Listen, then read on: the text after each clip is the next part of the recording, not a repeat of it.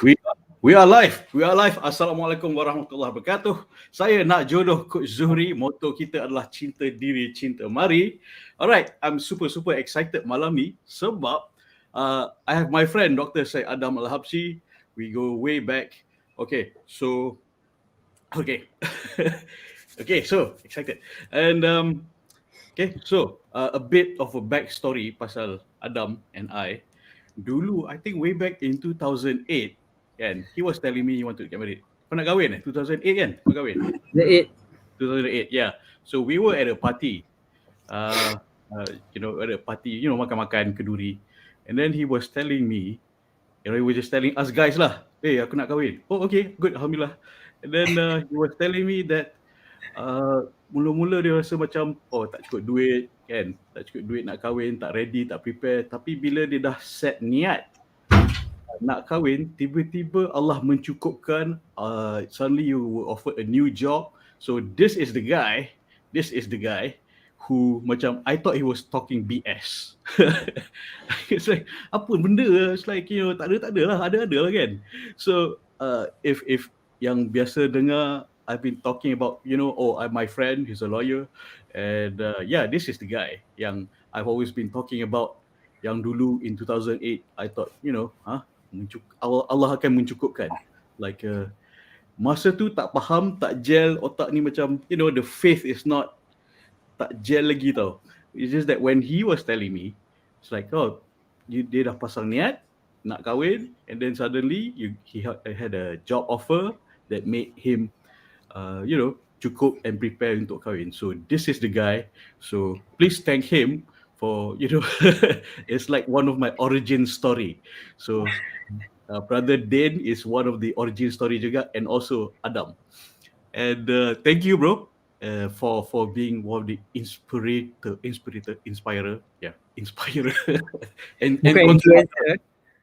and conspirer. All right, so right. Good to be here. Thank you for the invite.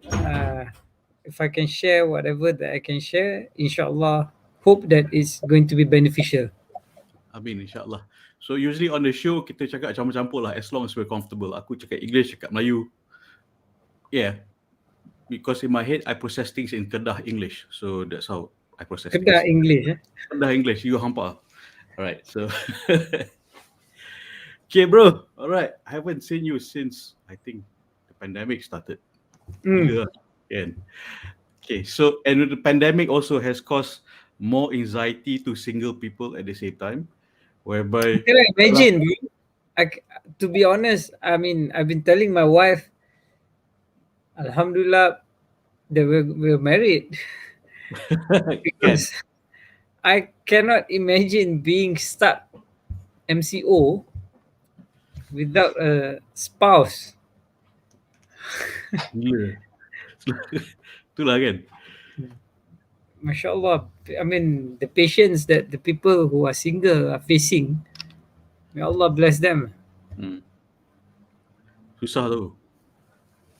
So, I mean, dah lah dulu sebelum pandemik pun susah nak cari jodoh. Ni sekarang tak boleh keluar rumah lagi lah susah. And some resort to online and apps. Tak salah, it's just that those things, they have their, kena buat dengan berilmu lah. Because you might fall into scams and so forth. And on shows like this, my show NakJodoh is to educate people to prepare. If you want to go website apa semua, bagus. Usaha dan ikhtiar tu penting, tapi kena buat dengan, with some caution. And another caution is usually things about money. Takut fall into love scam, which usually, I think every year, love scam, nation lose around 2 billion a year, tak silap, in total. Gila. Okay, business. A good business for the scammers. Kan?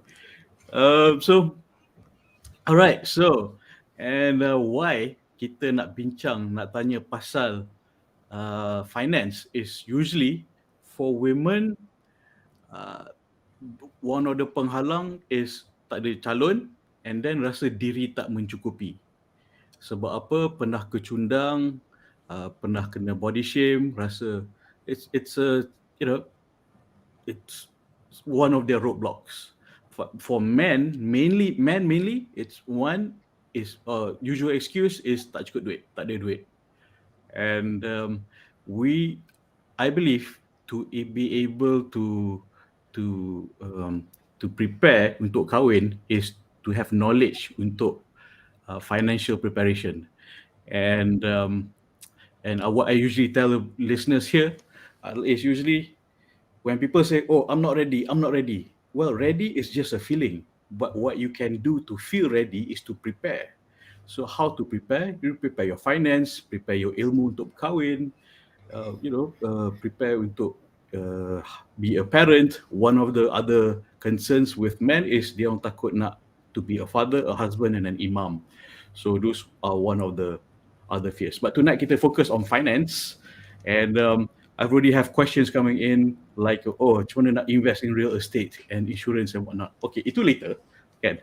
But right now, we start with the question of rasa tak mencukupi and how you, which I thought was bullshit back then. Oops, sorry, BS back then, kan? BS back then, and how did you come about that tiba-tiba Allah mencukupi?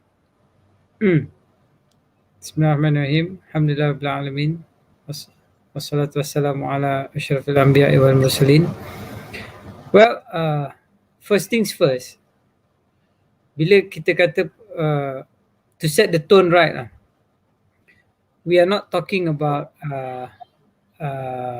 other areas. We are focusing on finance, kan? So I don't want, people to feel that, oh, nak dengar si Adam ni cakap tapi dia cuma cakap pasal finance saja. But that's the purpose of this talk. The purpose of this talk is about financial capabilities, right? And I just wanted to check, ini bila masa kita dah ada jodoh ataupun kita tengah nak cari jodoh? It's both really, whereby kita takut nak cari sebab rasa tak mencukupi. And bila a lot of cases dia orang dah ada calon pasangan and they've been tak berani nak take the step.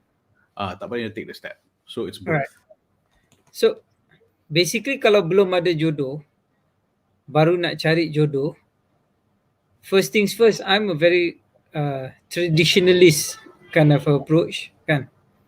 I require the consent of parents for any jodoh. So it's not that I pergi cari sendiri seorang-seorang, but at the same time, yes, I do pergi cari. That's how I found my wife. But the fact that I found her, I immediately wanted her to be accepted and blessed by my parents. So because blessings of the parents is very, very important in marriage, because you are not marrying just the person, you are marrying the family. It's two families yang bergabung, kan, bila kita berkahwin. And in terms of finance, bila you dah pasang niat nak kahwin, then you must have a proper plan how to capai the status, financial status yang sesuai. That is why one of the key elements in jodoh is kufu. You need to find orang yang sama kufu or sama level dengan you, because you need to ukur baju di badan sendiri. You cannot be relying on other people's level of comfort or level of success. You need to measure it against yourself. Kalau you nak kahwin dengan anak orang kaya, you kena make sure yang you mampu untuk cover dia punya kos sara hidup bila you dah kahwin. Kalau you tak mampu nak sara orang kaya, jangan cari orang kaya. Cari orang yang sama level dengan you, yang mungkin lebih mudah untuk memahami keadaan finance you. So kufu is very important. That's the first step. The second point That's the first point, sorry. The second point is, duit ni ikut hukum dunia basically. Dia bergantung pada usaha. Rezeki di tangan Allah, tapi kita punya function is usaha. Usaha yang kita nak buat kena ada strategi. Kita tak boleh sembrono nak cuba sesuatu and expect kita dapat jackpot. Maknanya when you want to do a particular business or a particular career path, etc., you must strategize the kind of revenue yang you boleh dapat, yang practical. Jangan expect untuk you nak dapat durian runtuh berpanjangan ataupun even for one time. Expect the normal cost of business, right? Contoh, kalau kita kerja makan gaji, maka kita build kita punya finance berdasarkan gaji yang kita akan dapat and also berdasarkan estimation gaji tu bertambah macam mana. So kalau mula kerja gaji 3,000 contohnya, janganlah hidup macam lifestyle orang bergaji 10,000. Hidup dengan gaji 3,000 kena gaya orang gaji 3,000. Dalam gaji 3,000 kena make sure ada simpanan untuk nak kahwin. Kalau you betul-betul pasal niat nak kahwin. So, and you have to be realistic. Gaji 3,000 expect nak kahwin hujung tahun, susahlah sikit sebab kos hari hidup tinggi, nak bagi dekat mak bapak lagi duit apa semua. Lepas tu nak buat simpanan untuk diri you dan juga untuk nak kahwin. So you kena ada pecahan-pecahan dia, berapa banyak nak simpan apa semua. Lepas tu you tengoklah, kalau ikut trend simpanan macam ni, berapa banyak yang you mampu untuk nak kumpul to get a comfortable wedding. So that's the second point. You have to live within your own standard, kan? The problem with our society, not with our society, with some people, is that bila you gaji rendah tapi you punya lifestyle tinggi, then you akan resort kepada unsur-unsur yang haram untuk nak dapat that extra duit. Then it's just a recipe for disaster. The moment kita masukkan elemen haram ke dalam sumber rezeki, sumber pendapatan kita, bukan sumber rezeki, sumber pendapatan, maka hilang barakah. Penting. Because kita nak ada barakah. Gaji 3,000 kalau ada barakah boleh give you a lot of contentment, satisfaction. Kalau gaji 3,000 tak ada barakah, tak akan mencukupi. Sama juga dengan gaji 10,000, gaji 20,000. Kalau tak ada unsur syukur, tak ada unsur nak beri balik semula kepada orang, kan? Kita nak kumpul, nak tamak, nak simpan je, maka tak ada barakah, so it's going to go away. You will lose the money easily. But if there's barakah, then insyaAllah akan apa nama ni, the money can grow in Allah's magical, miraculous way. But don't expect the miracle rezeki tu boleh datang macam tu. Yep. You need to understand the barakah of 3,000 and the barakah of the use of the 3,000. That's where the barakah comes in. Barakah doesn't mean that your 3,000 grows to become 5,000. Barakah means it expands the utility of that 3,000 to make it sufficient for you. Then you plan, baru you boleh kahwin. Can you expand more on the syukur, how it extends the barakah? Basically, you have to look at surah Ibrahim, ayat nombor 7. La in syakartum la azidannakum wa la in kafartum inna azabi lasyadid. Allah says, if you are grateful to me, I will increase it for you. But if you are ingrate, if you are kufur means to cover the truth. Cover the truth meaning you know rezeki datang daripada Allah, but you are not being grateful to the person who gives you that rezeki, so you are being an ingrate. That's why the use is the opposite of syukur in that verse is kufur. Bukan kafir religion, tapi kufur nikmat. Dia kata you covering the truth. That's the meaning of kufur. If you are in an ingrate, then know that Allah's punishment is very severe. Sheikh Hamzah Yusuf, when he explains this, he says, if you are grateful, I will give you more. But if you complain, I'll give you more reasons to complain about. See, this is one of the things that syukur is something I always highlight. And bila kita nak rasa mencukupi diri tu, syukur apa yang Allah dah bagi dulu. Kan? And syukur tu needs to be ikhlas lah. And that you need to train yourself. Nah, ikhlas ni for me, my personal self lah. I realize that when you want to be ikhlas, it's a process. You have to, and you can change, you know. You can change yourself to be ikhlas, but you have to train yourself. Why I say you can change? Because I took a look at the hadith by, the story that Sayyidina Umar was walking with the Prophet sallallahu alaihi wasallam, and then the Prophet asked, "Who do you love most?" He said, "I love myself more than I love anything else." And then the Prophet said, "No, you're a true believer only if you love me more than yourself." So then they took a walk around the masjid, and when they came back, his son heard the Prophet asked him again, "Who do you love most?" He said, "I love you, O Prophet Muhammad." And then the son heard and said, what made you change your answer? Dia cakap, the Prophet said, the discussion lah, I mean, I'm paraphrasing, in essence, on the day of judgment, Umar can't save himself, but the Prophet can save him. So that's how great. But the key point that I want to stress here is that Umar changed his heart from loving himself to loving the Prophet instantaneously when he saw that the truth. So that's the same as your ikhlas. You can change your heart to make yourself ikhlas. And how do you make it? How do you test yourself? Depends on your action lah. When you do it, you don't expect thanks from the creation.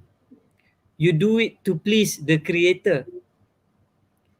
Not to expect something in return specifically. No, never expect anything from the creation. You'll be devastated. You'll be disappointed. Sometimes, I give example, the bird that I saved a couple of days ago, sunbird, anak dia jatuh. Liana made a artificial nest.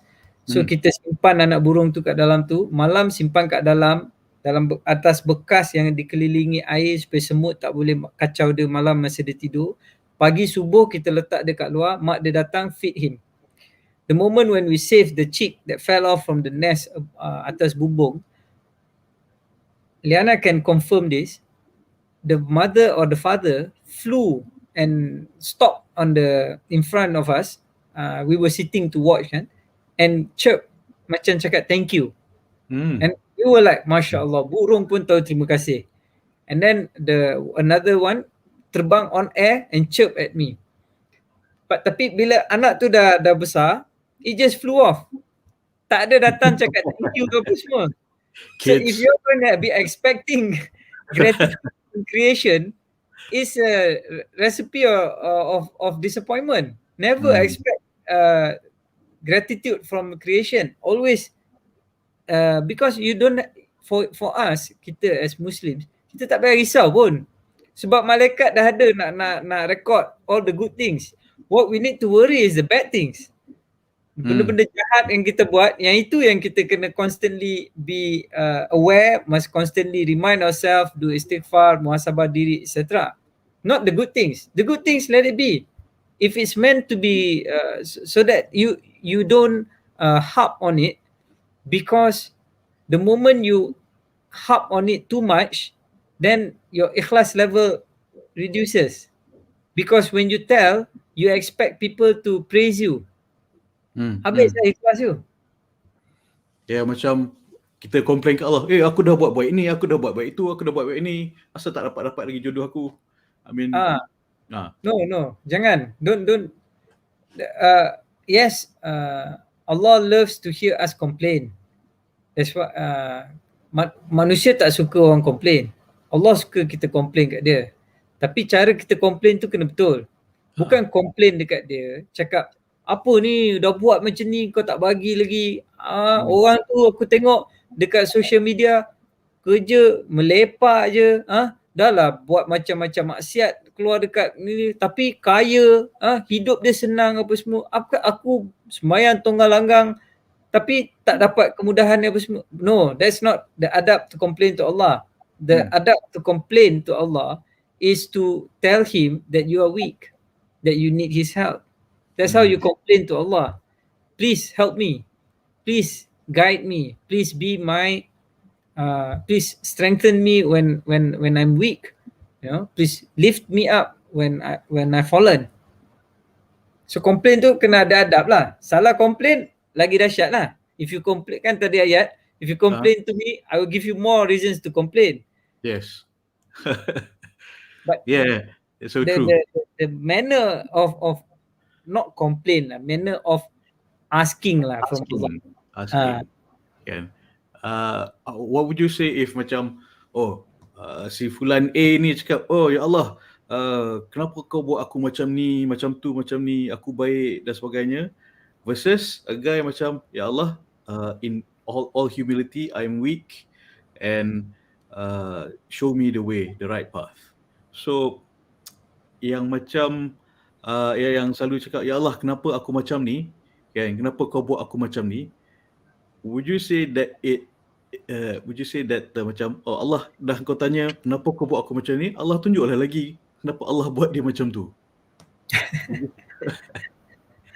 Well, I mean, one thing is that the moment when you ask Allah, kenapa, why do you torture me like this, kan, apa semua kan, it's like you are questioning his wisdom lah. Because he's the master planner, right? You only see, the analogy is like you're a little ant. You are walking through a carpet. What do you see are benang-benang carpet tu. Yep. Right? You see color biru, color merah, and then you walk past kan. Or you go in the forest lah. You only see the trees apa semua kan. But Allah's vision is from above. He sees the whole carpet, the whole corak. He sees the whole forest, not just the trees. So he's the master planner. Yep. Why are you questioning the master planner? If he has already confirmed, promised you that everything that he does is good. So that means even the bad things that happen is still good for us, if only we knew. Tapi susah lah nak cakap. I mean, you can't use this for people who are currently depressed. You can't go to a person who is depressed, right? Dia tengah depressed, you cakap kat dia, kau kena sabar, Allah tahulah ini. No, that's not the time to wrong timing to push on this idea of sabar apa semua. Teknik dia kena betul lah. Kalau orang tu tengah depressed, then be supportive, be supportive, support, listening skills apa semua. It's not about blaming apa semua. When he's back up, then only you can explain all this concept apa semua lah. Kalau orang tengah down tu, it's not when you kick him, kan? You beat him up first, then you whack him. Then whack him. Dia standing there. Okay, go faster. That's what friends are for. Yeah. Okay, so I mean, okay, katakan a guy nak kahwin, kan? And then dia rasa macam dia dah kumpul, dia tengah cuba kumpul duit, and tapi tak jumpa lagi jodoh. I mean, what can he improve? I mean, the money side and the usaha nak cari jodoh tu. I think it should run concurrently, and it shouldn't looking for money to kahwin. I would think that it doesn't have any dependent. It's not dependent on jumpa the jodoh. Looking for money and planning your finance doesn't mean that you will get a jodoh. That's just planning. Kalau you dapat the jodoh, then at least you dah cover the finance part, right? So jangan expect dah kumpul duit dah banyak, you akan dapat the jodoh. It's not dia tak Independent lah. dia tak selari. Dia tak selari. Dia tak ada kena-mengena pun. Kan? So you continue to build your finance, build up your fund to get married, but at the same time when you nak cari di jodoh tu, I think the key point to address is that I think the problem is that bila you dah katakan you dah jumpa jodoh, finance is a very important point to discuss about. You need to discuss with your jodoh, your spouse, how are we going to live our life with my gaji of let's say 3,000 and your gaji of 2,000, because technically sepatutnya suami yang tanggung isteri, tapi sekarang ni you mengharapkan isteri untuk bantu you, kan? So you need to get her buy-in. You cannot force her. You have no right as a husband to force your wife to give you money. You have no right. It's her money is her money. Your money, you have an obligation to sustain her. Yep. So if you're going to get your wife to share with you, then you need to discuss lah. Set the boundaries. For the girls, she must know that it's her right to say no. But because she wants to share it with the husband, so she is waiving her rights. So bila dah jadi macam tu, then kena discuss. It's not about who brings, once you're married, it's not about who brings more money. It's not about who brings the food on the table. It's about how you complement each other so that your relationship can grow well together. Yeah.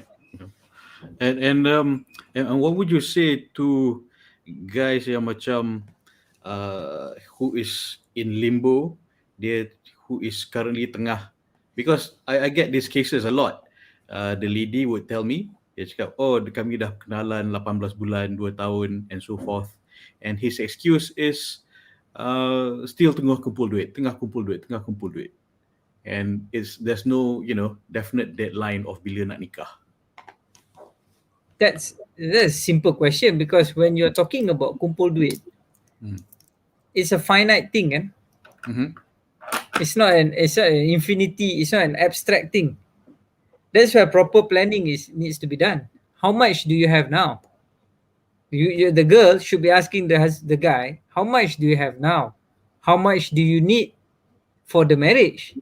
The at that time, kalau dah nak kahwin, you should the each other dah patut tahu berapa hantaran yang kena set yang proper lah. Kalau you punya value tinggi, then you kena cari orang yang sama kufu, yang mampu untuk level, compatibility, kan? So kalau dia minta 700 jantung nyamuk, kalau dia putri Gunung Ledang boleh lah. Okay. Tapi dia bukan putri Gunung Ledang. Dia mungkin putri Pak Leman. So dia bukan putri Gunung Ledang, kan? So kena faham dia punya demand tu kena sesuai dengan diri dia lah. Tak boleh under value, tak boleh too above value, kan? Tapi yang penting is kalau suami the guy is saying belum cukup duit, berapa kau nak kumpul? How much do you need? It's not an abstract question. Let's set a goal. So you need this much, let's work for it. What are you doing to work to get that? And also you must know what is the occupation of your spouse, Betul? of your future spouse. Jangan you kerja apa? Adalah kerja sini, ada kerja ni. No, kerja business apa semua. No. Kalau you have to do the background check. You have to do the due diligence. In fact, kalau dia dodgy sangat, macam I was watching, someone was asking about bankruptcy search kan. Go ahead, do a bankruptcy search on the guy. Do a secret search on the guy. If you have the means, the cara nak buat, pergi dekat bank negara, you boleh dapat the secret punya tu. Bankruptcy, you just go to insolvency, bayar dekat RM15, you boleh dapat bankruptcy search. Nak check tengok dia ni bankrupt ke tak bankrupt. Because it will affect lepas kahwin. Do your due diligence. You must not only for the guy on the girl, but the girl on the guy as well. Especially kalau you kahwin at the later stage kan. Kahwin umur dah 30-an, dekat ke 40-an tu. You kena buat all this financial check apa semua on the guy or on the girl. Kalau muda-muda mungkin 25, 24 tu baru habis universiti, tak ada lah risiko untuk dia bankrupt tu kurang lah sikit. Tapi dia punya risiko is tinggi bila dia dah lama kerja. What would you say yang kalau orang punya excuse, tak apalah, tak payah check ni, husnuzon je? No. That's a red flag for me. That's a red flag for me because if I'm nak kahwin dengan you, I should have nothing to hide on that score. That's not something that is a secret. It shouldn't be a secret, right? Kalau dia start nak cover, nak protect, nak ni apa semua, then that's a red flag.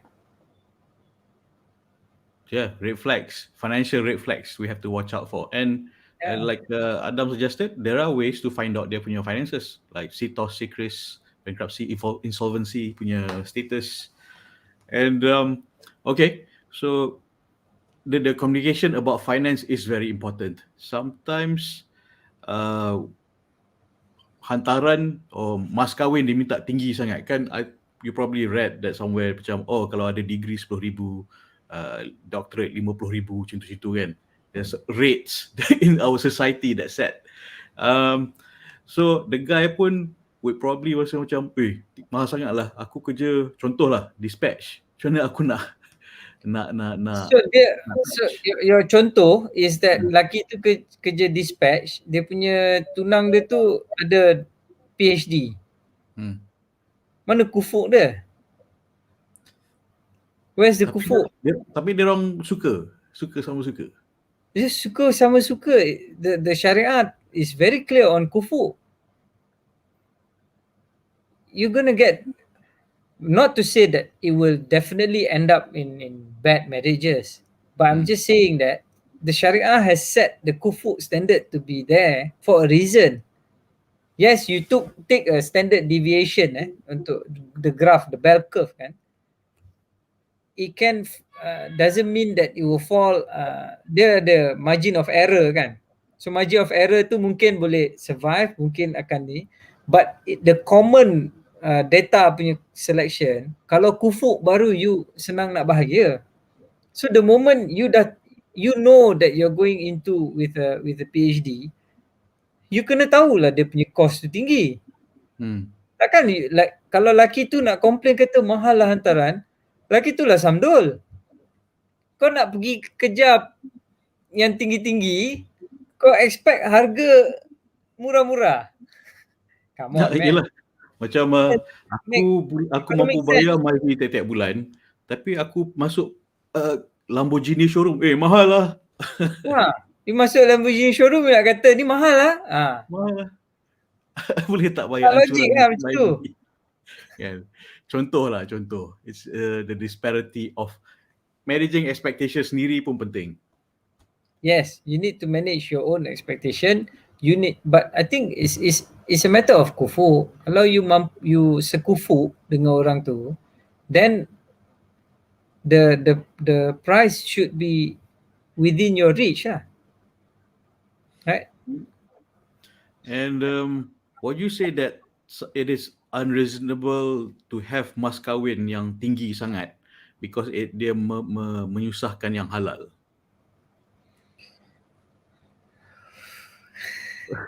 Sensitif ni kan, sensitive issue. Tough question. You know why? Because nombor satu, mas kahwin biasanya selalu murah je. Yep. Mas kahwin tu untuk yang nak menghalalkan tu murah je. But I think RM300. Yeah. My mas kahwin to my wife was sebentuk cincin berlian. In fact, I couldn't even remember the price. But it was more than the RM300 lah. So bila imam tu tanya, berapa harga cincin tu? Mahal. 2 bulan gaji. Mahal jawab dia kan. But what you're referring to is the hantaran. The hantaran is to show is a standard or set mostly by the society lah kan. But it's not a price that is not negotiable. Hantaran is always a negotiable punya price kan. Mas kahwin yang kita non-negotiable lah, ada minimum amount kan. Minimum, yeah. So dia bergantung pada to show how much you want to sort of pay for the marriage lah. You know, you're paying of this. But it's a tough question. I think reasonable family would set reasonable price, and the reasonable price is usually reasonable, you know. To I don't know, what do you think? Orang yang set hantaran yang tinggi-tinggi ni, patut ke dia set tinggi-tinggi sangat? So kau tak tahu jawapan, tanya wifi. Yeah. Dia Adam sumber is asking his censorship board.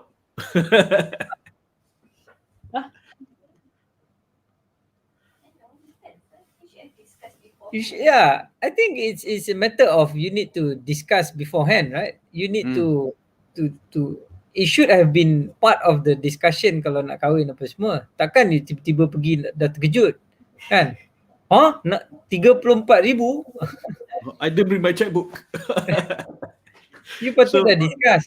But it's usual kalau you dah set the price, then you kena check lah you punya finance. Berapa you boleh bawa pendapatan you, nak simpan apa semua, nak achieve that figure apa semua. I don't know. Tak pernah tengok orang letak yang terlalu tinggi, tapi I pernah dengar orang letak harga yang lagi satu tak mampu, so dia kata mahal. It's a very subjective punya word kan. Yep. Mahal ni macam mana? Kalau kau miskin memang ada mahal. Kalau kau kaya, benda tu seciput. In fact patut increasekan lagi. So depends on where is your Azwali kata see my level lah. See my level. To put it into context, usually mahar mas kahwin is biasanya ada minimum depending on the state kan. 300, I think Selangor still 80 kot. And yang itu wajib, itu hadiah kepada suami kepada isteri. Tapi adat hantaran, it's not hadiah, is to pay for your access to your wife. Interesting way of putting it. Explain more. Marriage is a contract.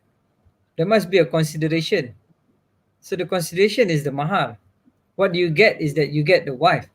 And it's actually for you to, I mean, I'm just saying it openly, bluntly, is for you to have access to be intimate with your wife.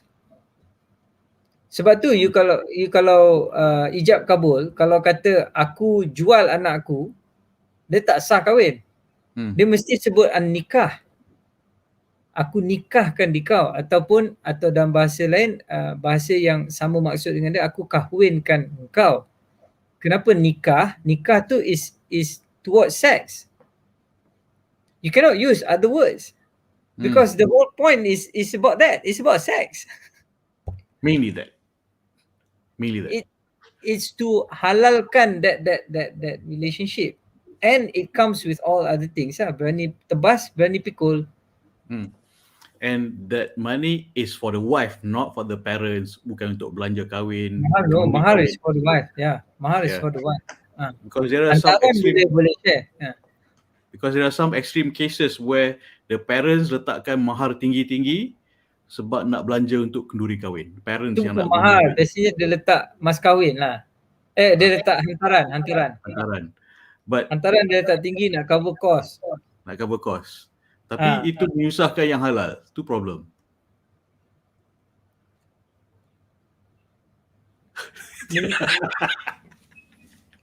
Menyusahkan yang halal sebab kalau dia dapat suami lelaki yang tak mampu. Kalau dia jumpa lelaki yang mampu, itu tak menyusahkan kan? Bro, the situation is usually sekarang ni macam ni rata-rata generally women are better educated and make more money. Men are slightly lower. So expectation parents of the girl tu biasanya lagi tinggi, kan? And it's difficult it's becoming a social issue. Di mana, mahal lah, tak boleh lah, tak mampu lah. Tapi parents the girl tu yang menyusahkan. Banyak permutation lah Zuhri benda ni. Banyak, you kena betul. dari segi umur perempuan tu kan. Umur perempuan tu dah sangat lanjut ataupun masih lagi muda. Kena tengok umur lelaki tu juga. Lelaki umur 25 tahun, lepas tu you expect hantaran 100,000, memang confirm lah kawan, in normal lelaki 25 tahun takkan mampu. Normally, kalau dia anak Sultan Ismit Ulam Raja. Itu dah standard deviation. That's all the marginal error ataupun the outliers of the normal data plot. The normal data plot umur 25 tahun, lelaki baru start kerja 2 tahun, gaji kalau dalam 3,000 macam tu, mana dia nak expect dia nak boleh fork out 100,000. Kalau dia nak fork out about 10,000 pun, itu pun dah kira quite a lot of money. Dia kena save properly. I would suggest dia buka ambil ASB. Simpan duit dalam ASB. I would suggest dia ambil finance, ambil Islamic finance, financing for ASB. Take for 20,000 yang 1 year punya, for example. Because at the beginning of the year, kalau you ambil that kind of financing for ASB, right? So that means at the end of the year, katakan you ambil RM10,000. So at the end of the year, RM10,000, you akan dapat the dividend for RM10,000 as though you have had RM10,000 in the account for the whole year. But if you simpan sikit-sikit RM100 sebulan kan, untuk nak sampai ke 10,000 tu lama, jauh kan. So you rugi on the dividend of the ASB. Kalau you ambil financing, then you akan jadi disiplin. You kena bayar, kan? Okay. My former boss cakap, if you don't fill up your ASB as Bumi Putra, rugi, sangat rugi. Fill it up. Interesting. You're suggesting that ASB account as a hantaran? No, I'm suggesting in keeping your money as in ASB to build your net worth, to build your revenue, to build your as an investment tool, right? So kat situ dah ada, at least dah ada. So kena tunggulah maybe 1 or 2 years, you will be able to get a certain sum depending on how much you can pay per month apa semua. Take the financing for that period of time. Then bila you dah nak kahwin, then you cairkan, you leburkan the financing. So yang mana yang dah boleh dapat, you akan dapat. Yang mana yang lain tu dia akan dia prorate kan. So tak payah bayar the rest tu, then you dapatlah balik that amount. So at least you dah ada satu sumber duit yang you boleh dapat, yang you simpan kan. Kalau you simpan bawah bantal je, dia punya profit dia tu kurang daripada kalau you ambil macam financing kat ASB, which is a better option lah. Okay, I mean there is an alternative lah. Sebaik-baiknya tak ambil financing or hutang untuk berkahwin. Sebaik-baiknya. No, this is not hutang untuk berkahwin. Ini is ini ASB. So you ambil financing untuk 10,000 ASB for example, say katakanlah for 5 years. So in 5 years if you continuously pay, then you akan dapat 10,000. So kalau you punya plan nak kahwin dalam masa 5 tahun, then you ambil this kind of financing, in 5 years time you akan dapat 10,000 campur dividen. Bukannya you then kalau you simpan dekat bawah bantal, in the same amount will probably lead you to in 5 years time to get 10,000 juga. Tapi there's no bunga profit. There's no the dividend of ASB tu you tak dapat. So kalau you celik investment, then you akan nampak there's a element of faedah, not interest. There's an element of profit from the dividend yang you dapat because of your financing. So kalau you start daripada today, January kan, you start simpan 100, let's say you save RM300 sebulan untuk nak kahwin. Be realistic lah, kalau you betul nak kahwin cepat, you kena simpan banyak lah, save lah duit betul-betul. So you save 300, you want to save 300 because your gaji 3,000, tolak EPF, budak, maybe you boleh save 300 a month, which is quite a lot of money. So you ambil ASB yang you bayar RM300 sebulan from January. That means dalam ASB account you dah ada RM10,000. Tapi you can't take it out. You can't take it out because that one that is charged to the bank. Alright, you only take the risk and service the you financing. Just service the financing every month, 300. After 1 year, you will get dividend for RM10,000. For 10,000, alright. Right? If you had saved RM300 a month, in 10 months you baru dapat 3,000. In 12 months you dapat 3,600. So you akan dapat dividend of 3,600. Itu pun tak full sebab in January it was only 300. Yep.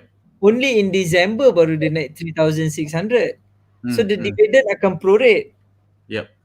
Okay. So you akan dapat only let's say kalau you dapat profit of RM100 lah contohnya for 3,600. If it was 10,000, you might have gotten RM800 within the year.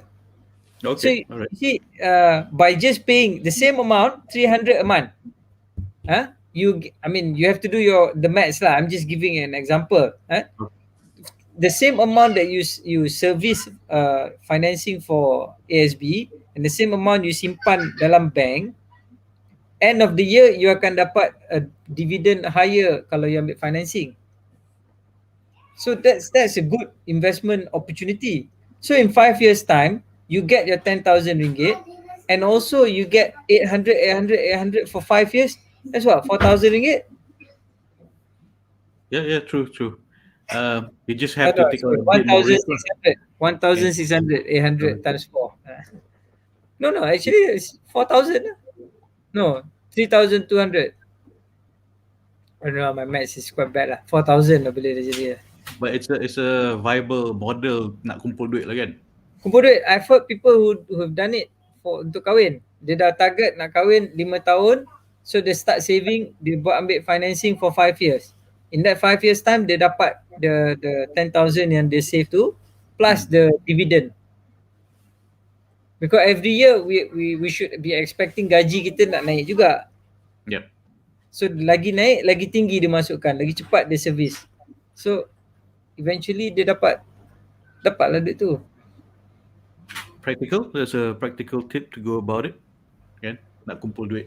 5 years feels too long. Aku nak kahwin esok juga kan. Macam mana tu? Kalau boleh aku nak kahwin minggu depan dah. Macam mana? Bukan aku. Contoh. Kalau lelaki nak kahwin minggu depan, hari ni baru rasa nak kahwin minggu depan terus, itu pun bagi I is a red flag. Because how prepared are you to get married in 1 week's time? Normally orang akan kata aku nak kahwin at certain age, then dia akan work very hard to reach that level. Kerja, simpan duit apa semua. Ada a friend of mine, dia target nak kahwin in 1 year, tak ada jodoh lagi masa tu. Dia kerja-kerja untuk kumpul duit apa semua. Masuk tahun tu, alhamdulillah jumpa jodoh tu, dah boleh terus kahwin. Dia book dewan dulu beforehand, bro. Wah, book dewan dulu. Dia punya confident level yang dia akan kahwin kan, dia Itu book bukan dewan confident, itu dulu. Lepas tu condition. dia letak set pressure dekat diri dia untuk pergi cari orang apa semua. Allah buka rezeki dia dapat. Alhamdulillah, I think 3 orang anak sekarang. Alhamdulillah. Kaya, Masya Allah. That is confidence kan. We have to interview this guy. Nanti get me in touch with him. Confidence bukan dekat diri dia tau. That's confidence in Allah. Betul. That's very important. I think that is the key thing, confidence in Allah. Having faith. Like what you said, macam what you did in 2008, I thought it was BS. And then, kau cakap kau nak kahwin, kau dah set niat nak kahwin, tiba-tiba kau dapat offer kerja baru. And then made it easy for you to kahwin. I thought that was BS until it was my turn. My turn, aku pun macam, okay, aku dah set niat nak kahwin, aku sambil usaha, suddenly I got a job offer which was triple my salary at that time. Like, suddenly I can afford to get married. Kan? Bro, I punya niat nak kahwin was way before 2008. I always set my target, I nak kahwin at the age of 25. Because the Prophet got married at the age of 25. Tapi I wasn't prepared to get married to a lady of 35 years old lah. Or 35 to close to 40. Yeah? I wasn't prepared to go on that route. But I was prepared. I wanted to get married at 25 because if he got married at 25, then there should be some, to me lah, I was thinking that's a significant age to get married lah. So I wanted to get married at 25. I got married when I was 25 in Hijri calendar because it was in April. Kalau Gregory calendar, aku punya birthday in July, aku belum 25. Tapi Hijri calendar, I was already 25. So I tell people I got married at 25. Lambat sikit. Depending on which calendar you're using. But it was long before. Dah lama dah tu. And the plan was memang dah pasang niat, usaha, cuba cari jalan nak buat kerja-kerja merepek untuk nak buat duit ni apa semua. Dapat buat production hijrah remaja. Kat situ tiba-tiba ada sumber rezeki untuk nak kahwin, simpan kan. Lepas tu kerja. And then my in-laws cakap, my mother-in-law cakap nak kahwin, masa tu I was on contract. Dia kata nak kahwin kena kerja tetap. So I was waiting, dapat government kerja tetap. Settle lah, jalan lah. You weren't just waiting, you put the ikhtiar into it. Of course, yeah.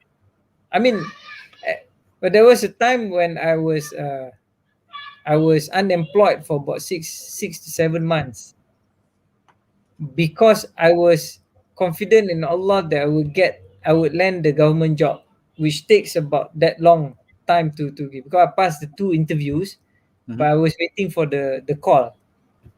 I was somehow or rather, I just had that confidence in Allah, and I was just waiting for that job opportunity to come. I was waiting, and then alhamdulillah,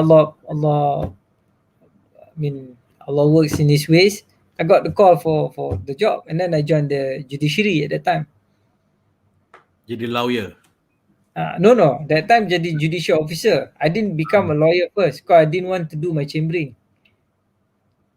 Chambering is a tough period for a lawyer. I wanted to skip that, so I joined the service. I joined see. the service for after 1 year you get exemption, but I was there for about 5 years eventually.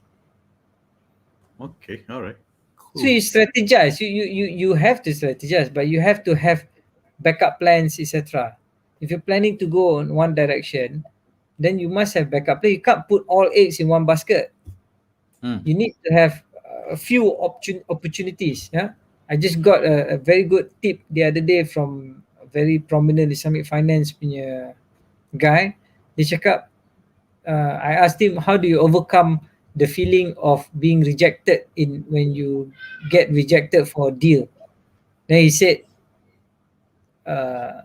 he didn't answer that question because he said, you should not focus on one deal.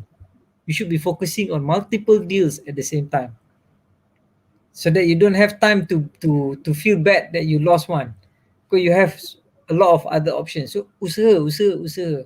Nah, the And key is usaha lah. Tapi ta'aruf tak boleh more than one at a time. but I mean, I told some people kan, I cakap rezeki ni memang kat tangan Allah. Allah wa tarzuqu man tasha' bighairi hisab. When Allah wants to give, he can put no boundaries.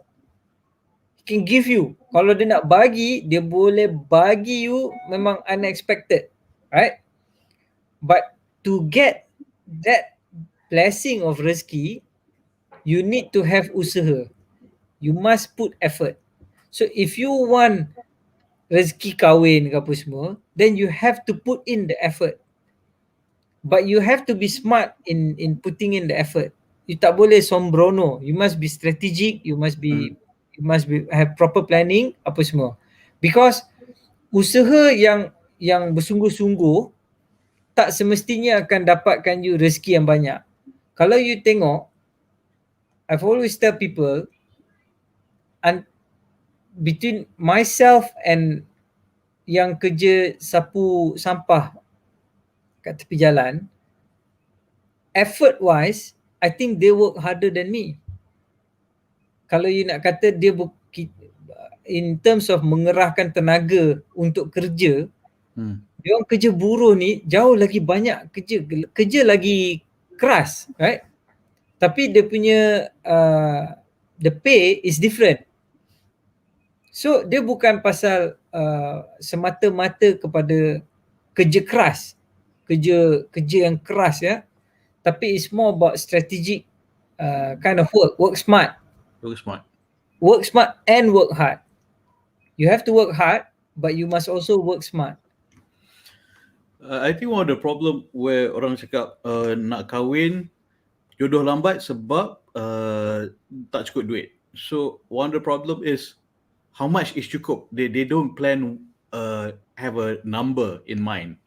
So how can you please stress to people like please have a plan, be definite, have a number in mind. Have a figure and work towards that figure. It's a very simple. Kalau you buat business, kalau you kata saya nak jadi seorang usahawan yang berjaya, you have to ask apa tu usahawan yang berjaya. It's so subjective. It's so subjective, right? You nak kahwin, nak cukup duit, how much? How much is the cukup?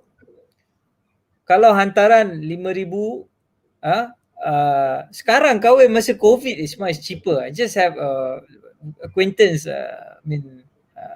yang kita orang kenal, got married, RM2,000 dah settle lah. Kan? Yep. Tak payah buat majlis. In fact, itu pun dia buat majlis, dia buat makan dan dia hantar-hantar dekat orang apa semua. Tak payah jemput orang. Orang pun tak tersinggung kalau you tak jemput orang tu kahwin. Harap tak dijemput sekarang. Haram untuk jemput. Better. Time ni lah paling bagus time untuk nak kahwin. You save a lot of money. Yeah, seriously. Aku pun I keep suggesting to people, now is the best time to get married. It's cheap. It's the best time. So affordable. Because I usually tell a story where macam students abroad, they orang nikah, kahwin, and sometimes they just have a bucket of KFC. Sebab it's just to celebrate and to announce that they are married, to mengelakkan fitnah. You don't have to, to spend so much. Kan? I mean, the difficulty, I think the difficulty of me answering your question just now is probably because ada setengah orang okay dengan cara kahwin macam tu. Ada setengah orang tak sesuai untuk kahwin macam tu. Dia kena jaga hati dia punya parents, because wedding is mostly your parents' affair kan. Yep, true. Very true. So you kena jaga hati parents apa semua. So walaupun dia nak kahwin simple, tapi kalau parents dia nak banggakan, nak berbangga dengan anak dia dah berkahwin apa semua, dia kena respect benda tu juga. That is not that's the only way. Cheap way is the only way untuk kahwin. No, that's not right. But if kahwin yang sangat kaya menghalang kepada orang untuk berkahwin, that's not right also. So I find it a very difficult way to find the balance, because it depends on the person and the family, macam mana, various permutation that leads to it. You know what I did that is so cheeky? Sebab aku nak kahwin, I want it my way. Aku cakap kat mak aku, cakap, nak kahwin lari. Jangan. Okay, what do you want? How do you want it? Yes. I leverage that way. Nak kahwin lari lah. Kahwin cowboy. I put on my cowboy hat. This is how I'm doing it. Yeah. Kahwin lari. So, okay. Nanti I bawa balik tunjuk kat ibu siapa. It's like, jangan. I went to an extreme to get, my middle path. So, if it works, it worked for me. If it works, why not, kan? You know your own parents. You know how to negotiate with your own parents, lah. That's right. How I negotiated. You leverage on things, kan? That's negotiation. Art of negotiation. But if you negotiate tak dapat juga, then I think respect of the parents is definitely high. You have to respect parents. No, I mean, kalau kau fikir macam ni, kalau mak perempuan tu nakkan something, kan, untuk kahwin. Let's say dia minta RM10,000 for example, kan. Kau betul-betul tak mampu, kan. So kau jumpa tu untuk cakap boleh tak negotiate ke apa semua. Dia tak nak ubah, dia nak RM10,000 juga apa semua, kan. Kalau kau kahwin lari apa semua, kau tak dapat barakah tu.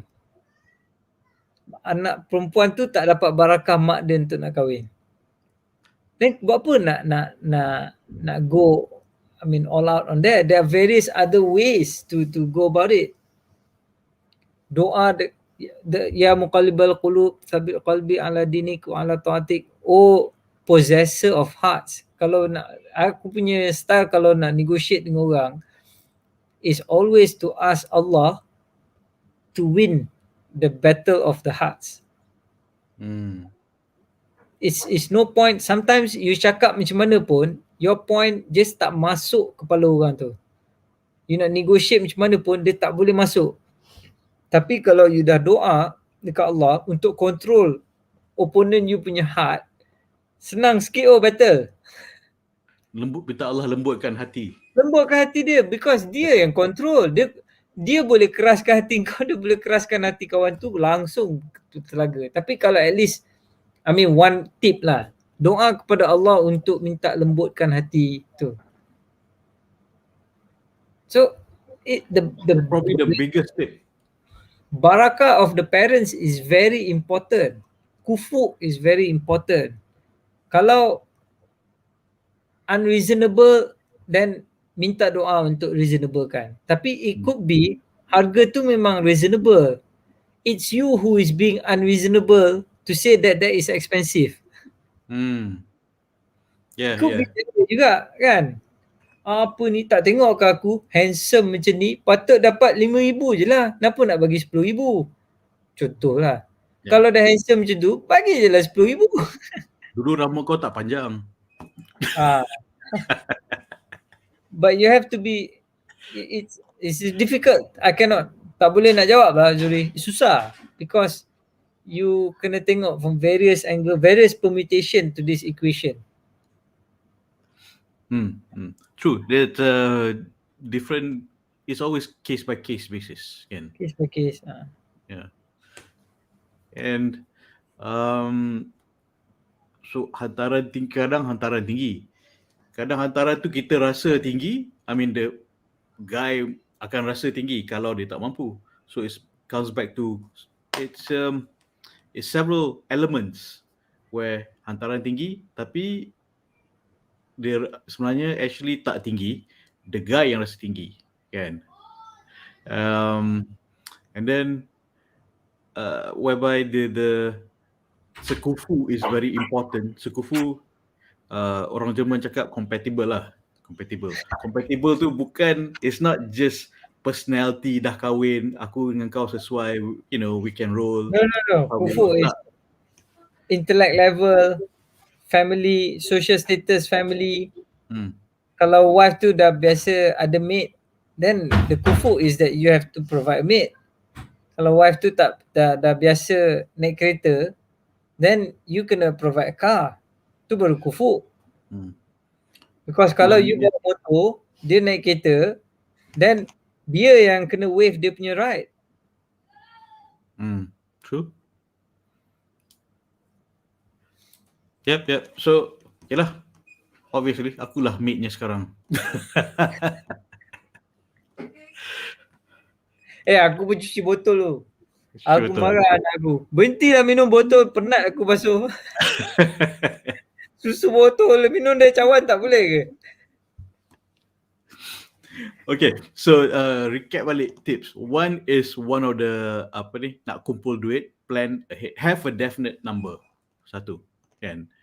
Because kalau duk cakap begai macam sembang kencang je, nak kahwin, tapi don't have a definite number, tak ada goal, no actual goal.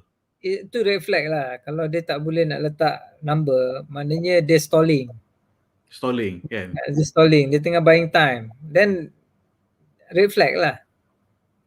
Kau betul nak kahwin, discuss lah berapa jumlah. Okay, kalau kita nak kahwin sekarang, kalau you nak buat business pun macam tu juga. Nak buka kedai, okay, berapa modal nak beli meja, nak beli kemah apa semua, berapa modal nak beli bahan mentah untuk nak start buat apa semua. You kena tahu you punya stock, you punya cost, you punya macam mana nak jual apa semua. Semua costing sama macam nak kahwin. Berapa jumlah cost dia apa semua. Lepas kahwin, macam mana dengan cost perbelanjaan seterusnya apa semua. You sanggup share you punya gaji dengan I, kan? Maybe for you tolerate I untuk a certain period of years, let me work my way so that once I reach a certain level, then you boleh relax and jadi tai-tai kat rumah. Then these are the plan. You have to plan. Itu semua kena bincang sebelum kahwin. Wajib. Wajib discuss. I mean, one of the concerns and all things I always try to stress to the ladies especially, you have to discuss these things. Kena tanya. All these things. Set the expectation right. Yeah. Set the expectation right. You don't want the situation where mismatch of expectation. Habis lah. Can. And yeah, kena tanya. I mean, the concern of the ladies biasanya, dia orang takut nak tanya these questions is because nanti dia takut dengan number tu, dia takut dia lari lah. So the guy lari kan macam mana? Then he's not good enough lah. Exactly. That's the red flag. That's what I keep trying to tell them. It's like, okay, then he's not your match. Then say Alhamdulillah. So the next time, next one, move on. Yeah. Next one will come, inshallah. And yes, definitely, Kita susah Zuhri. Pasal apa? Pasal kita dah kahwin. Memang susah nak explain dekat orang yang tak ada jodoh. Sebab orang yang tak ada jodoh, dia akan kata kau apa tahu kau dah kahwin. Orang belum jodoh lah. We've been through that, kan? Tapi we were lucky. Not luck. Allah bagi. Kita minta kat Allah. That's the difference. I mean, if you use that line, my counter argument is, you think kalau aku belum kahwin lah contoh, you think I don't ask from Allah? Okay. How are you going to respond that? Fair enough. So aku doa apa? Aku pun doa agak. You think you're better than me? This is very sensitive. Jodoh ni is a very sensitive punya point, kan? Very bro. And your effort is commendable because you are trying to match people, orang yang ada needs and orang yang two people who are looking for each other, kau macam bank lah. Orang ada duit nak simpan extra money, nak simpan kat bank. Orang yang perlukan financing pergi kat bank, so that dia boleh matchkan the surplus and the deficit unit. So macam-macam kau, which is commendable thing. Cumanya is that I think your stok lelaki you kurang kan? Yeah. I freely admit it. Memang stok lelaki orang kurang. Stok lelaki kurang. Pasal lelaki lagi tua, dia lagi mahal. Perempuan dia punya society punya pendapat, lelaki lagi tua lagi mahal. Perempuan lagi tua, dia punya yalah, dia nak mengandung lebih banyak apa semua pun berkurangan apa semua kan. It's common lah macam tu, which is a problem. It is a problem. Ageism. Maybe I should rebrand also or to Jodoh Bank. Jodoh Bank. Interesting. Bank Jodoh. Bank Jodoh. Do I have to apply to Bank Negara for that? Maybe Securities Commission lah. Ini under Islamic Capital Market lah. Sebab you nak build human resource kan. Human capital. Dia under capital market lah. Kena bincang dengan HRDF sekali. Okay. So, guys, one is have a definite number and plan towards it. And don't just sembang kencang, have that number, plan for it lah. But before having that definite plan, definite number, bincang dulu between pasangan jodoh tu. It's like how much do you expect untuk perkahwinan dan walimah apa semua, hantaran dan sebagainya. The majlis walimah dan perkahwinan. What is the expectation lifestyle? I think if you get the right hierarchy in, macam contoh bila Nabi cakap first look for agama kan. Second you look for can't remember the sequence lah, but the wealth, the family, the lineage, beauty, those things kan, beauty, kufu is also part of that. I mean, not mentions. I'm not sure they mention atau tidak, but kufu is one of the item lah. But ultimately, if you look for deen, then you will definitely be. You look for religion, then you definitely hit the jackpot. But true. It's the problem is that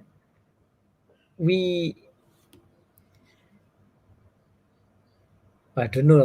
I don't even know how to solve this problem, but it's a big problem, which is because the society punya expectation sekali tau, parents punya expectation, society. Orang tu pun mungkin dia punya standard terlalu tinggi. Dia kena lower down dia punya standard. But I usually advise standard of lifestyle, standard pasangan tu jangan low. But lifestyle tu is up to you. As in macam because you're intelligent doesn't mean you have to bodoh-bodoh. Oh no. No, definitely not. Never. I disagree entirely that you need to be to ni yang Prof Mohaya punya issue tu lah. Yeah. Of course, I disagree that. I mean, I'm not talking about what she said. I think in her context is totally different. I've written something about it. What she said, what I think I understood from what she said is not you kena bodohkan diri you untuk dapat pasangan.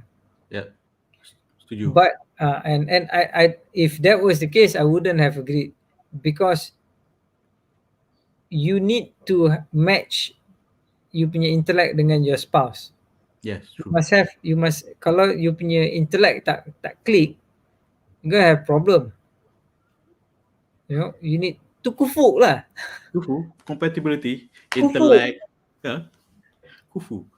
Once dah tangkap, you nak manja-manja dengan cara tak boleh, tak tahu buat ni. my understanding of what she was saying is that Yeah. manja gedi macam tu. It's not about lower down so that kufu tu tak serasi, because you should never compromise on your kufu. So lowering your standard is because what I'm saying when I say lower your standard, it means if you think you are too high of yourself, to think too highly of yourself, that's when you need to lower down untuk you sama level dengan kufu you. That means you overvalue diri you lah. You tak boleh undervalue, you tak boleh overvalue diri you. So the key point was humility lah. Not humility. Humility means you are being humble, but you recognize your value. I don't think when you say humility, it means, I mean, I'm smart. I know I'm smart, but I don't brag that I'm smart. But I don't make myself dumb. I don't tell people that I'm dumb. And jangan tunjuk pandai. No one likes a show off. Show off pula tak boleh. So it's moderation. The kufu, you need to have that kufu. Nak cari orang yang compatible ni susah. Yeah. Sebab tu Jodoh bank. my teacher kalau dia cakap bila orang nak cuba cari jodoh tapi tak jumpa, dia punya argument is very simple. Patut mak bapak perempuan tu yang carikan untuk dia. That's what I keep saying. Mak bapak perempuan tu yang kena carikan jodoh untuk perempuan tu. Bukannya tanggungjawab wali. Tanggungjawab wali. I mean in my class, this is every time he will keep on harping and say it's the father's duty. I mean we're talking on again normal bell curve, decent family, not a broken family. Ni bukan, jangan pula nanti kan ada orang cakap bapa aku dah cerai dengan mak aku, he left us when we were young and you expect him to look. Bukan, not that kind of father, you know. This is a normal happy family ni. It's supposed to be the father yang kena tu, yang kena cari. So yeah. Sensitive. Into dangerous grounds. Business. Difficult business bro. Susah bro soal hati ni. Soal hati, soal family, duit, it's all in one. I mean, for me, the reason why I agreed to this is just on the finance part. Okay, so all right. So let's get back on the finance punya question. So your one tip is your first tip is have a definite number, a goal to. No, first tip is to get orang yang kufu. Sekufu. Ambil sekufu dulu. Sekufu is most important. Second tip is you kena have proper financial planning, right? Lepas tu you kena bersyukur untuk Allah increasekan lagi the barakah. Okay, alright. So, 3 tips. Bila berkah tu dia jadi cukup lah sebab dia berkat. Yes. Berkat tu akan mencukupkan. Berkat tu boleh menambahkan lagi. Mencukupkan lah. Yeah. So syukur and sedekah. Would you say sedekah is one of way course, to way to murahkan rezeki. There are various ways to murahkan your rezeki. Selawat, doha, sedekah, give when you need. Yeah. When you need, you give. And my lecturer pernah ask me, he challenged me. Dia cakap, why don't you give 10 ringgit as charity one day, and throughout the day watch how Allah gives you back more than 10 ringgit. So I did that, not to challenge Allah, but to see his promise. I bagi the 10 ringgit. I still remember during that day, petang tu ada orang hantar, you know, dekat office, dia bawa macam cake ke apa, cupcake or something. Satu tu dah lebih 10 ringgit lah. I'm like, wow. Amazing. And I keep reminding the viewers jodoh juga rezeki, kan? Jodoh pasangan juga rezeki. So kita nak Allah murahkan rezeki. Duit bukan banyak jenis rezeki, jodoh, duit dan sebagainya. So kita nak murahkan rezeki, kita sedekah. Kita nak jodoh datang, insya-Allah sedekah, insya-Allah Allah mudahkan rezeki jodoh kita tu. Dapat dah kahwin pun tak semestinya that's the only one. Mungkin akan ada problem ke apa semua kan. I mean, you're not, but it's not about ada problem je terus nak cerai ke apa semua.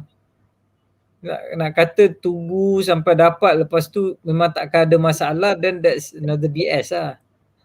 Yeah, true. Kena manage expectation. Sedangkan lidah sendiri boleh tergigit, apatah lagi lidah isteri. Okay. That's another topic. Itu the after talk show. Okay, so sukufu, I think we should have a discussion about sukufu in another video. And sukufu have a definite amount of money. Bincang, what is the amount that you need to get? Nak kumpul. And one of the instrument you mentioned is ASB. ASB financing. And so, and then what was the next step was? Syukur and sedekah. Jangan sekali-kali terlibat dalam skim cepat kaya. Sekarang banyak gila skim cepat kaya. And the red flag is very simple to see. More than 2-3% per annum confirm skim cepat kaya. Okay lah, ASB could guaranteed. ASB pun about 6 to 7 to 8%. That's very good deal to go on. That's why I keep on harping on that. Fixed deposit is about 1.5%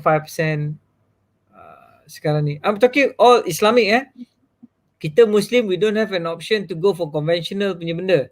Kita Muslim, we mesti ambil the patuh syariah punya produk.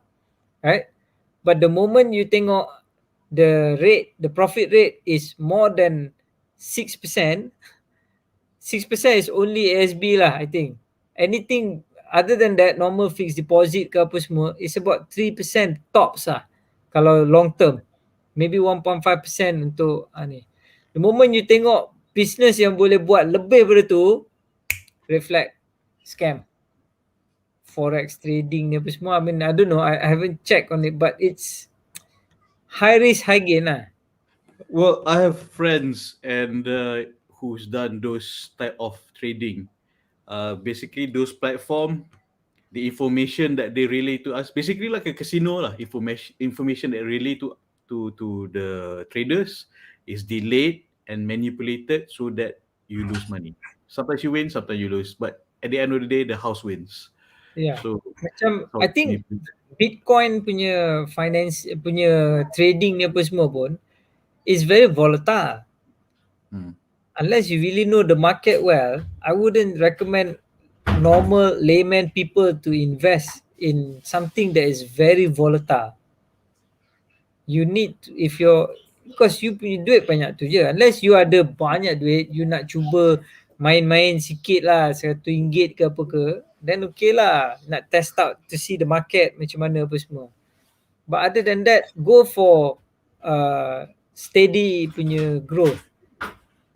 And I mean, there's a lot of unit trust apa semua, but still unit trust quite risky. You need to understand the business. So I would suggest you go for apa nama ni, macam ASB financing. Very more steady.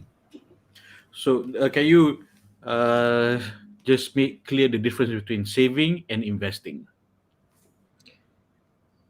Saving means you keep your money dekat bank account, your savings account lah. You simpan duit in the savings account, the deposit account. Islamically, there are the certain principles, but the difference is that the rate is low, very low. Profit rate dia very low. Investment is when you keep in things yang long digestive period, and there's a higher risk sharing punya element. And if the business is good, then kalau they make a lot of profit, then you get to share the profit more. Deposit ni, savings ni is more low risk punya, low return. Investment is usually slightly higher risk, slightly higher return. The higher the risk, the higher the return lah. Yeah, definitely.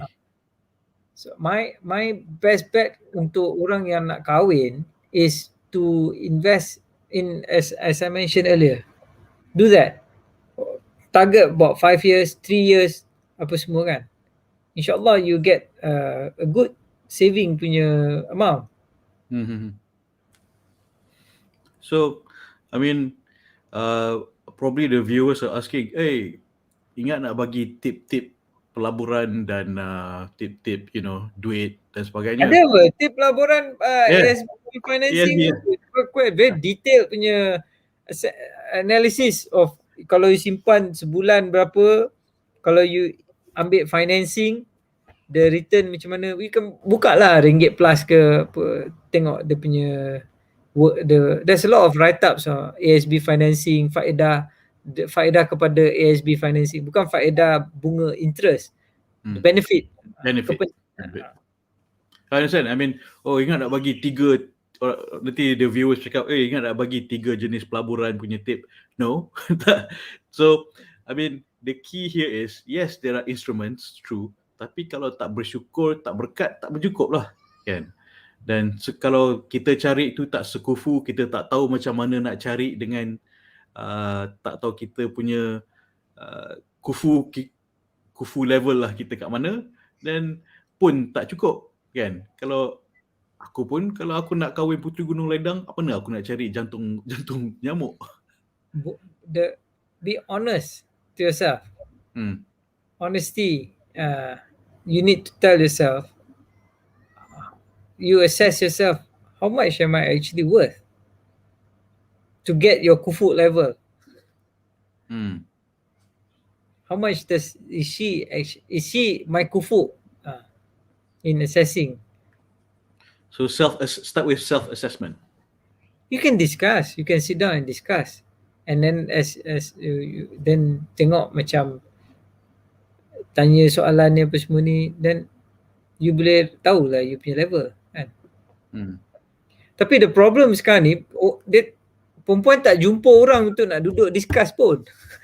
Yeah. That is one of the main challenges. That's the challenge. Dia tak jumpa lelaki yang dia boleh duduk dan discuss.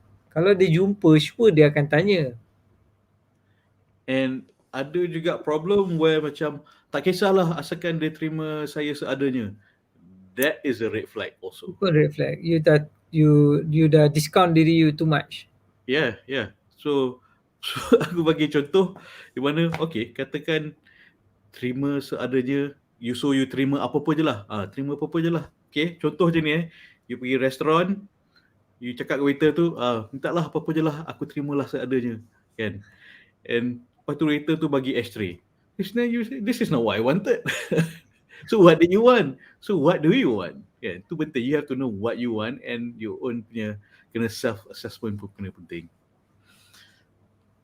Okay? Alright. So, alright, dah 10:30. So, thank you for staying. Syok, lama tak borak. Kau tidak borak dalam WhatsApp je, just exchanging jokes. Okay, so thank you for having me. Yeah, so kita just to recap, kita mencukupi janji, janji ditepati. 3 tip untuk atasi jodoh lambat. 1 is syukur, alright, syukur. And then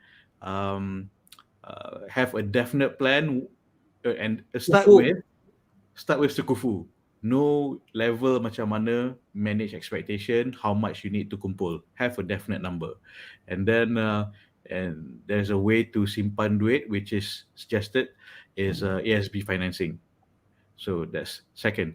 Third one is option lah. That's not the only option. It's one of the options, because we only have a short time. Maybe we can, if you want me to bring Dr. Syed Adam again, please message me, WhatsApp.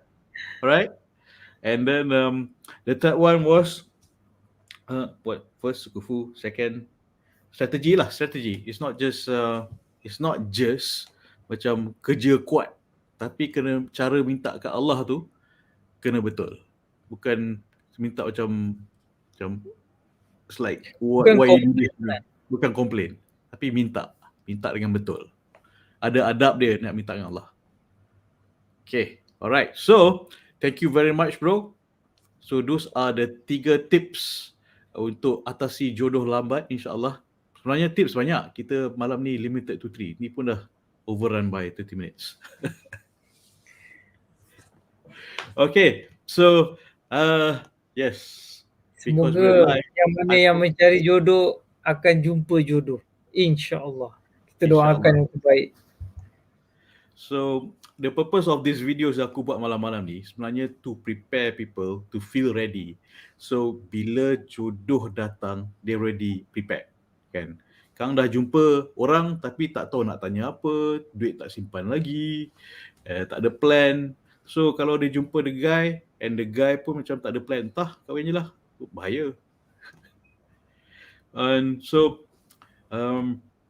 hopefully we can do this another round insyaAllah if you're free. Sorry for running late, half an hour. Dah syok borak. Nana pun dah lari ya. Dah lari dah. Advisor pun lari. Advisor dah lari. Sekarang aku boleh cakap apa aku suka. Oh, ada user cakap, best topik hari ni. Terima kasih doktor dan coach. Alright, so if you have any more questions, specific questions, especially financial base, because Dr. Syed Adam is, PhD in Islamic finance. Okay, please ask me, send me the questions, and then maybe we can have another round based on your questions. All right. So second round, round 2, can more detail. Deep dive. Okay, alright. So, insyaAllah, knowledge yang kalau tidak, how much would you charge for tonight? Kalau tidak mahal ni, Syed Adam, seorang doktor, lawyer, bagi talk mahal. So, thank you for doing it. Kau nak hourly rate ke? Okay, what is your hourly rate? 1K lah.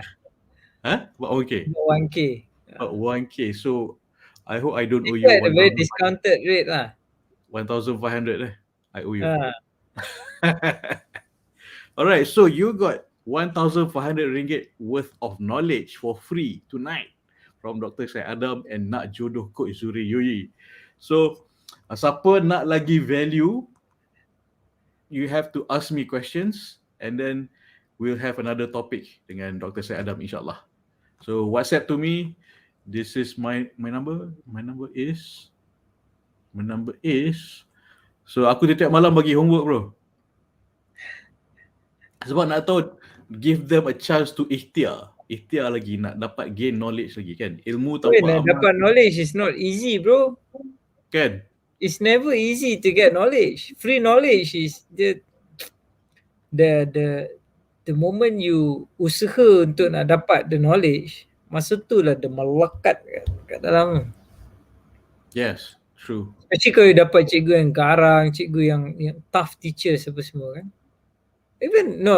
Actually no. Any teachers, tough, yang lembut apa semua. The knowledge tu, the usaha tu, the effort, the ikhlas. It goes both ways lah. The teacher must be ikhlas and the student must be ikhlas. Memang akan dapat. Tak kira lah dia garang ke, dia cengih ke, dia lembut ke. Kalau dua-dua ikhlas, insyaAllah knowledge tu melekat. True. So, I hope everyone here appreciate dan terima dengan ikhlas ilmu yang dah di-share malam ni. Kan?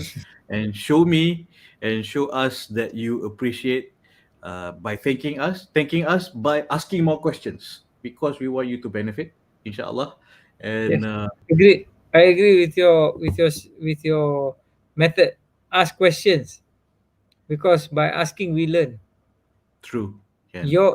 Your question, the audience punya question will make us learn. That's definitely true. The more when we teach, we understand better. By And what question. can what you gain is not just knowledge from textbook. This is experience on real life punya, situation, and so that you don't make the mistakes what other people do. So you are on a fast track of nak jodoh and financial punya planning. Okay, so all right. Hey, thanks, bro. Guys, brother. Okay. All right, thank you so See you much. All right, man. Assalamualaikum. Salam tullah wabarakatuh. Take care. My You regards too. to Be safe. the chicks. My regards to your wife and hugs and kisses for your kids. All right, will do. Okay, bye. All right, take care, man. All right, thank you very much, everyone. Thank you so much for joining. So, yeah, so hourly rate dia 1,000 an hour. So he just basically gave us 1,400 worth of knowledge, and you got it for free. And hope you show appreciation by sending us more questions. So send more questions, what you want to know, what you're curious about. You nak belajar apa lagi? Because he's a man with a lot of experience. He looks young. Hello, he looks young. Okay, especially dengan rambut panjang tu. Usually dekat legal firm dia pun, klien datang, oh, who's that young lawyer? No, he's not young. Dia nampak muda. Okay, so he has a lot of experience. Please send more questions. All right, show appreciation for what has been shared. Ask more questions. This is your ikhtiar untuk dapatkan jodoh lagi. Okay, so you are prepared. When the time comes, you know what to do. This is preparation. All right, so thank you. Ooh, more questions coming. Alhamdulillah. Okay, thank you for asking the questions. Alright, so insyaAllah tomorrow night kita sambung lagi. Okay.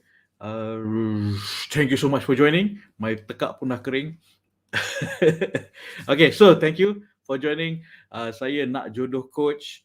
Minta you hantar financial questions. You ask questions, you will understand. Okay. You understand better what you're thinking, what you know, what you don't know, what clarity that you need. So homework. Okay, this is my number. WhatsApp. And join our Telegram. Join our Telegram, which is username adalah NakJodoh, where kita akan post balik this audio on Telegram, so you boleh dengar lah esok as like a radio dan sebagainya. And we can discuss further on Telegram. All right, so cool. Thank you very much for joining. I really appreciate you, the watchers, viewers here, and thank you. And I pun suka sebab I dapat pahala bila share ilmu. So I dapat pahala. Thank you for the opportunity to share ilmu with you. Alright, so okay, so sebelum saya undur diri, kita baca doa dulu. Okay, bismillahirrahmanirrahim. Ya Allah, aku minta pasangan yang menjadi menantu yang baik pada ibu bapaku, yang disayangimu untuk mendapat keredaan-Mu, berganding bahu bersama ke jannah-Mu, ya Allah. Amin. Type amin. Amin, kita amin sama sendiri. Alright, so alhamdulillah, questions coming in. Okay, so I will see you tomorrow night, insyaAllah. Ingat, cinta diri, cinta mari. Assalamualaikum warahmatullahi wabarakatuh. Bye. Assalamualaikum. Tata. Amin. Bye.